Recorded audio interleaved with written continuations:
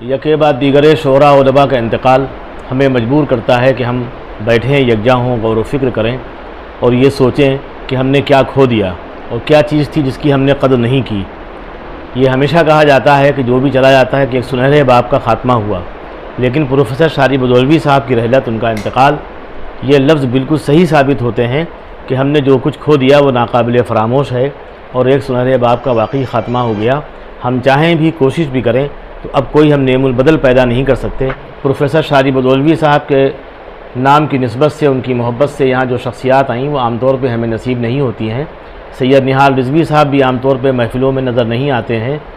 شعری محافل میں اس لیے جاتے ہیں کہ محمداللہ شاعر ہیں، حالانکہ یہ سیاستداں بھی ہیں اور فخر الدین کمیٹی کے جب چیئرمین تھے تو بہت اہم کتابیں نشر کی انہوں نے اس زمانے میں۔ اسی دور میں ایک کتاب چھپی اردو صحافت کا جائزہ، جو انہی کی کوششوں کا نتیجہ ہے۔ وہ محترم احمد ابراہیم ملوی صاحب کی صحافت پہ پہلی کتاب ہے۔ اس کے بعد دوسری کتابیں بھی ان کی آتی رہیں اور تیسری اور کتابیں آتی اگر دوسرے اچھے چیئرمین بھی ان کو مل جاتے۔ لیکن یہاں ذکر مقصود ہے پروفیسر شادی بدولوی صاحب کا۔ واقعی ان کی موت اس قدر المناک ہے، اذیتناک ہے کہ جس کا جتنا ذکر کیا جائے کم ہے۔ ہم لوگ ان کا حق نہیں ادا کر سکے۔ لمبی عمر انہوں نے پائی، بہت کام کیا، بہت خراج بٹورا، خوب ایوارڈ ملے اور ہر سال اپنی کتابیں جو تقریباً ایک چھوٹی میٹاڈور بھر کے ہوتی تھیں اس کو وہ دلی بھیج دیا کرتے تھے اپنی یونیورسٹی میں جہاں انہوں نے تعلیم دی۔ یعنی انہوں نے ایک کتاب بھی ضائع نہیں کی۔ ہم لوگوں کی یہ امید نہیں رکھی کہ ہمارے بعد ان کو ردی میں بیچا جائے، بلکہ جو کچھ تھا وہ سب وہاں جاتا رہا اور اس کا فیض جاری ہے۔ یہاں بھی وہ کتابیں خوب تقسیم کرتے تھے۔ جب بھی میں گیا تو 2-3 کتابیں انہوں نے مجھے دیں اور کہا کہ یہ پڑھیے گا۔ اپنی کتابیں بھی تمام انہوں نے دیں۔ اللہ تعالیٰ ان کی مغفرت فرمائے۔ جو ان کی خوبیاں اور صفات تھیں اس کا تقاضا بھی یہی ہے کہ ان کے لیے دعائے مغفرت کی جائے، ان کے درجات کی بلندی کی دعا کی جائے۔ محترم نہال رضوی صاحب آج کی محفل کی صدر ہیں۔ یہاں پہ ڈاکٹر پروین شجاع صاحبہ ہیں، پروفیسر عشرت ناہید صاحبہ ہیں، ڈاکٹر ثروت تقی صاحب ہیں، جناب بہت قریب میرے اشار علی صاحب دیر سے آتے ہیں تو اس لیے میں ان کے لیے شعر بھی مجھے پڑھنا چاہیے کہ بڑی نمائشی دنیا ہے سامنے رہیے، بڑی نمائشی دنیا ہے سامنے رہیے، نظر سے دور ہوا جو وہ دل سے دور ہوا۔ تو دل میں آنے کے لیے ضروری ہے کہ نظر سے نظر ملتی رہے، اس کے لیے بہت ذرا حیا شرم کی ضرورت نہیں ہے۔ اگر ہے جس کو تو وہ خواتین کو ہے تو ان کو بھی ہم لوگ قید نہیں کر سکتے۔ اگر وہ ادب کے حوالے سے، شعر و شاعری کے حوالے سے ہمارے سامنے آتی ہیں تو ہم ان کا استقبال کرتے ہیں۔ فیضان خان کیمرہ لے کے آتے ہیں تو ان کا تک استقبال کرنا پڑتا ہے، یہ تو بالکل ابھی بس نئے بالغ ہوئے ہیں۔ پرویز ملک زادہ صاحب تو لکھنؤ کی کروٹوں کے امین ہیں، یہاں کی جنبشوں کو سمجھتے ہیں اور جب بھی کسی کا انتقال ہوتا ہے یا کوئی اچھی بری خبر ہوتی ہے وہ ان کے حوالے سے سوشل میڈیا سے ہم کو مل جاتی ہے، ورنہ بہت سے بچوں کو تو یہ توفیق ہی نہیں ہے کہ وہ دنیا کو بتائیں کہ ہمارے چچا نہیں رہے، دادا نہیں رہے، خالو نہیں رہے یا خدا نخواستہ والد کا انتقال ہو گیا۔ ایسے بے حسی کے دور میں پرویز ملک زادہ جیسے جوان سال لوگوں کی ضرورت ہے اور رہے گی، اس لیے کہ یہ ہمیں بروقت باخبر کر دیتے ہیں۔ بعد میں وہی خبریں ہم لوگ ادھر ادھر سے پیش کر کے ادھر ادھر گھماتے ہیں اور کسی حد تک انگلی کٹا کے شہیدوں میں نام لکھا لیتے ہیں۔ تو سوشل میڈیا کو بھی آج کے دور میں نظر انداز نہیں کیا جا سکتا، بلکہ اس کی اہمیت کو جتنی جلدی تسلیم کر لیں ہمارے بڑے، یعنی احمد ابراہیم ملوی صاحب جیسے بڑے، وہ بہتر ہے۔ احمد ابراہیم ملوی صاحب نے بالکل رب کر رکھا ہے، وہ ہمیشہ کمپیوٹر کے اور سوشل میڈیا کے نقصانات بتاتے رہتے ہیں، لیکن اس کے فوائد اتنے ہیں کہ ان کی کتابیں جس طرح ریختہ نے محفوظ کر دی، خود ان کے بچے محفوظ نہیں کر سکتے، ہم نہیں محفوظ کر سکتے۔ تو معلوم یہ ہوا کہ کام دیگر حوالوں سے بہت ہوا ہے۔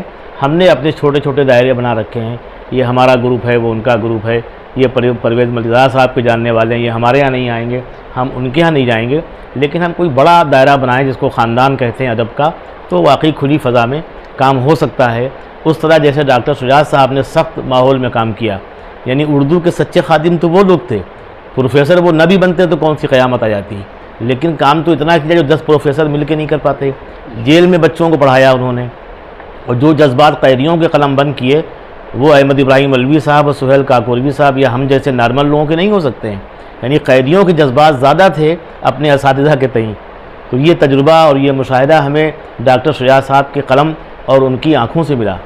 اسی طرح پروفیسر احتشام حسین صاحب تھے، اور آج کے دور میں جناب شادی بدولوی صاحب، کہ ہم جن کے بارے میں لکھنا بھی چاہیں تو ہم ان کا حق کیسے ادا کر سکتے ہیں، لیکن یہ کہ لکھنے لکھانے کا عمل جاری رہنا چاہیے، اس لیے کہ جو کچھ بولا جاتا ہے وہ تو کچھ دیر کے بعد ختم بھی ہو سکتا ہے، یا جب کلپ کو ہم سرچ کریں گے دیکھیں گے تبھی نکلے گا۔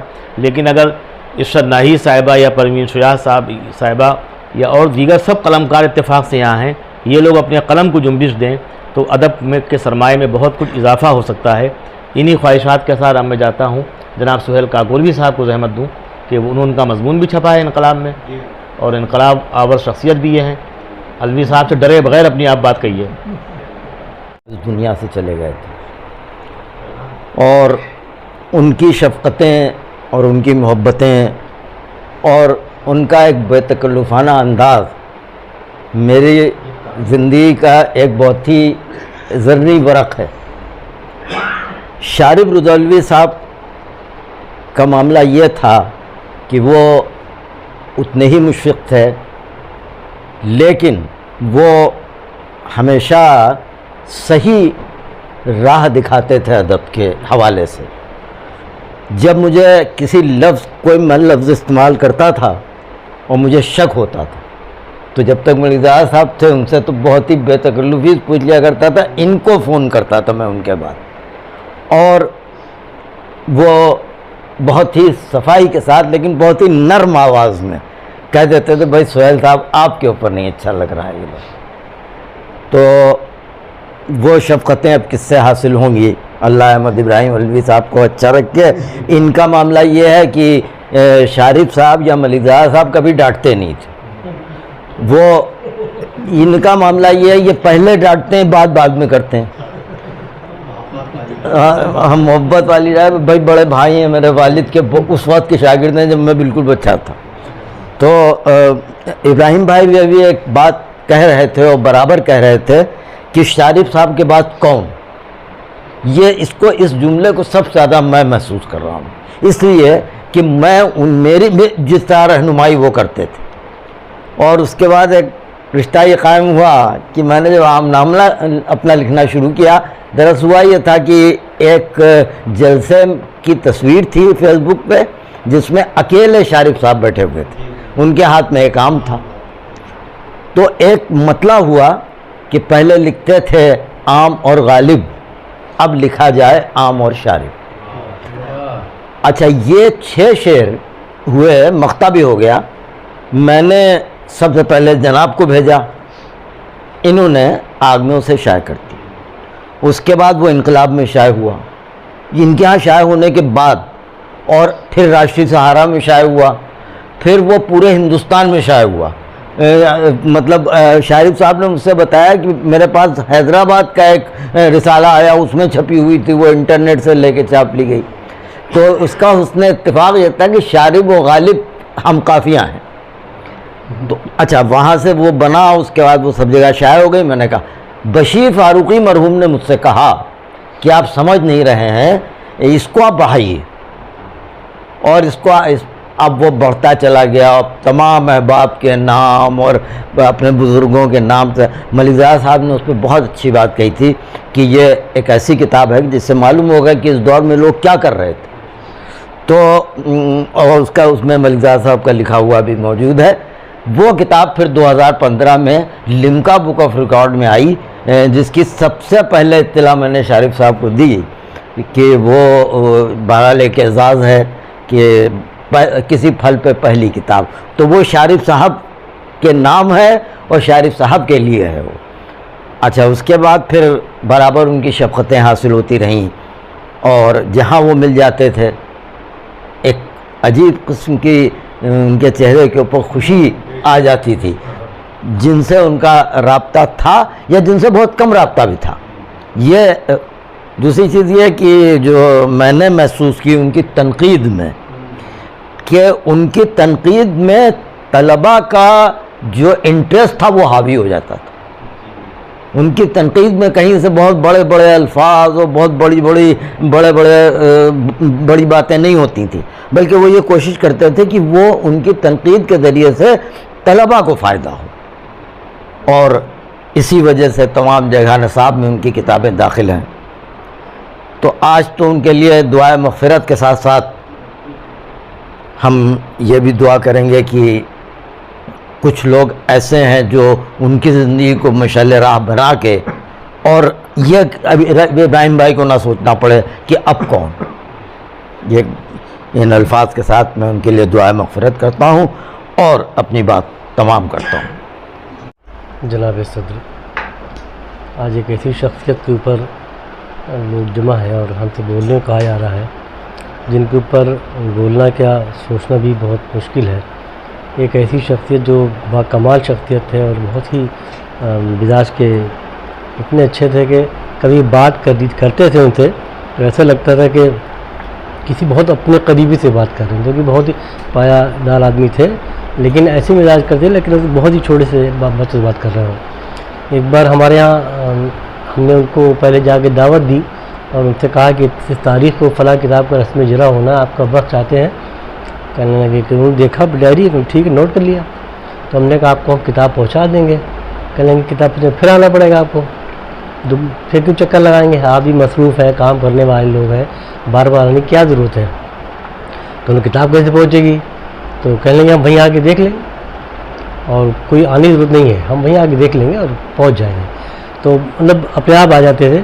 हमने एक आध बार ऐसे भी कहा कि हमने कहा हम गाड़ी भेज दें या हम आ जाए लेने के लिए। कहने हम पता ढूंढ लेते हैं, जहाँ बताइए हम पता ढूंढ लेंगे, पहुँच जाएंगे, आपको आने की ज़रूरत नहीं है। यानी कभी भी जहमत नहीं दी हमको जहमत नहीं दी। तो उनको हम लेने जाते, छोड़ने जाते अपनी गाड़ी से अपने आप। एक बार खाली ड्राइवर उनका रास्ता भूल गया था, तो आते ही साथ ही उससे 15 मिनट लेट हो गए थे।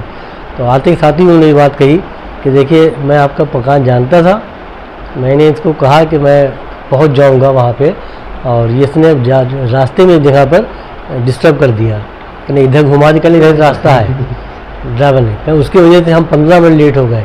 तो इसने कई गलियाँ हम घुमाई हैं, जैसे हमने कहा था कि मैं जानता हूँ चलो इसी चलो, लेकिन रास्ता इसने इनकी वजह से मैं लेट हुआ हूँ। यानी माजरत इस बात की थी कि हम लेट नहीं हुए हैं, बल्कि हम अपने ड्राइवर की वजह से लेट हुए हैं, इसलिए वरना मैं वक्त से आता हूँ। और इसके अलावा हमारा करीब 10-15-12 तशरीफ़ लाए हैं वो, और जब भी आते थे तो ऐसा लगता था कि कोई बहुत ही अपना कोई आ गया हो। तो अच्छा, फिर सबसे बढ़िया होती कोई प्रोग्राम जो हम तय करते थे तो ये होता कि ख़ास लोगों में किसको बुलाया जाए, किसके हाथ से रस्म इजरा हो, किसके कौन सदारत करेगा। तो ये सोचते थे कोई नहीं मिलेगा तो शारिफ साहब को फ़ोन करेंगे और वो आ जाएंगे। ये दिन में रहता था, शारिफ साहब इनकार नहीं करेंगे। अगर उनका कोई प्रोग्राम नहीं हुआ तो एक बार ऐसा हुआ, एक जरवनी साहब की किताब का रस्म इजरा होना था। वो हमारे यहाँ एक दिन आए फर्नीचर के दिन, कह रहे हैं कि वो ये किताब हमारी 1 साल से सभी रखी हुई है वालिद साहब की, और अभी तक ये इसकी रस्म इजरा नहीं हो पाई है। कई लोगों से मैंने कहा तो उन्होंने हमको इतना प्रोसेस बता दिया कि हम सोच के रह गए। तो हमने कहा कि आप कब चाहते हैं। कह लेंगे 2-4 महीने जब आपका टाइम हो तो आप इसको करा दीजिए। तो हमें 2-4 दिन नहीं है, एक बताइए कि कल तुम्हारे कल करा दें। तो कहने मजाक ना करिए। तो हमने कहा अच्छा आप किसके हाथों से चाहते हैं ये बताइए। तो कहने किसके हाथों हो सकती है। तो हमने देखिए फजल इमाम साहब हैं, शाहिद दौलवी साहब हैं, तो उनका फ़ौरन कहा शाहिद दौलवी साहब अगर हो जाए तो अच्छा रहेगा। हमने उसी वक्त फ़ोन मिलाया और शाहिद साहब से बात करी कि शाहिद साहब कल 4 बजे आप थोड़ा सा वक्त दे सकते हैं, किताब का रस्म इजरा है। तो उन्होंने देखा था कल नहीं है, कल तो फ्री हैं, आ सकते हैं।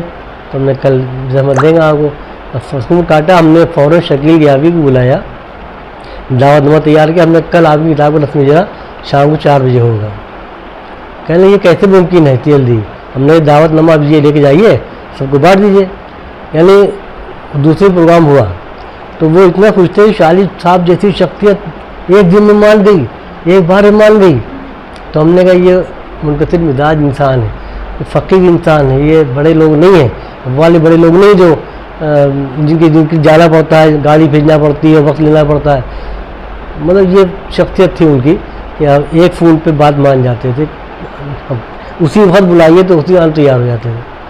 हम उनकी जैसी शख्सियत को कभी दोबारा शायद हम पा पाए, और उनकी मौत की खबर सुन के दिन भर हमारा उस दिन दिल बैठा रहा है। बहुत अफसोस हुआ है कि काश हम उनसे एक बार मुलाकात कर रहे होते। और उसके अलावा हम क्या बोल सकते हैं सर, बहुत शुक्रिया। लर्न ऑनलाइन की जानिब से आपसे बस इतनी इल्तिजा है कि हमारे इस प्रोग्राम को लाइक, शेयर और सब्सक्राइब ज़रूर करें। साथ ही बेल आइकन दबाना ना भूलें, जिससे हमारी हर वीडियो आप तक अपलोड होने के साथ ही पहुंच सके। शुक्रिया।